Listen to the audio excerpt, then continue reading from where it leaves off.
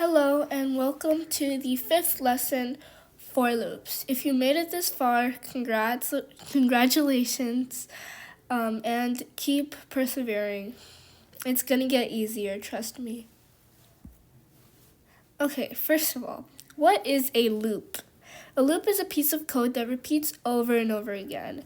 It is much more efficient to use one loop instead of using the same code over and over again.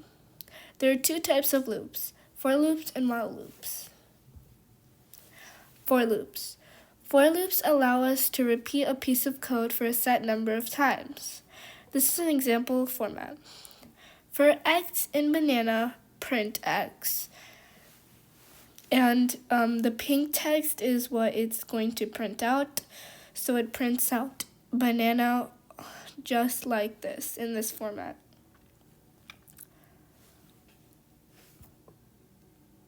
Okay, there's a lot going on here. Let me walk you through.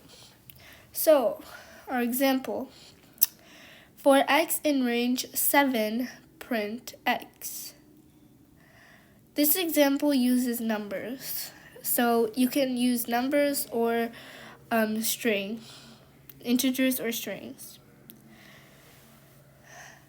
The x in the for loop is a placeholder for a transformation of the element. It denotes each element in a sequence. Technically, you can use any alphabet there, but it's usually X, I, or N. Just make sure whatever alphabet you have is relevant for the for loop. Remember, a computer always starts counting at 0. That's why whenever you run this code, you will see in print 0, 1, 2, 3, 4, 5, 6 instead of 1, 2, 3, 4, 5, 6, 7 because the computer always starts counting at 0. Let's talk about the range function. The range function in a for loop is used when there is a set number of times that you want to write your code. For example, instead of writing the numbers 1 through 100 times, the range function comes in handy. The range function returns a sequence of numbers starting from 0 by default and increments by 1 by default, and ends at a specified number. Here are some practice for loop exercises for you to get a better understanding on for loops. Let's talk more about the range function. Here's a more in-depth explanation. The range function allows us to know what the range of the number is.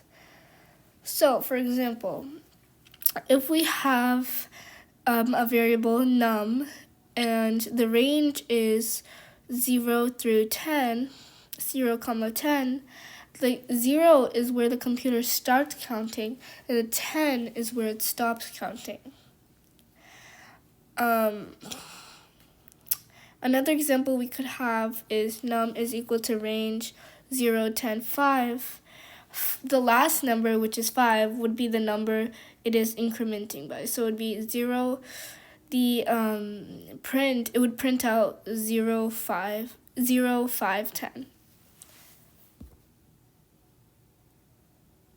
Oh, sorry, 0, 5, yeah.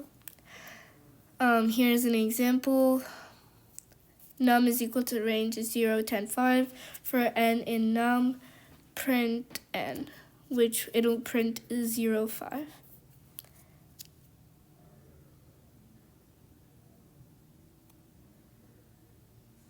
Here are exercises, but they're a bit more advanced. If you want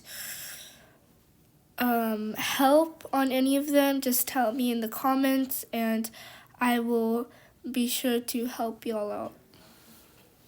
Okay, that will be it for our fifth lesson. Make sure to tune in next lesson for more fun things. Bye.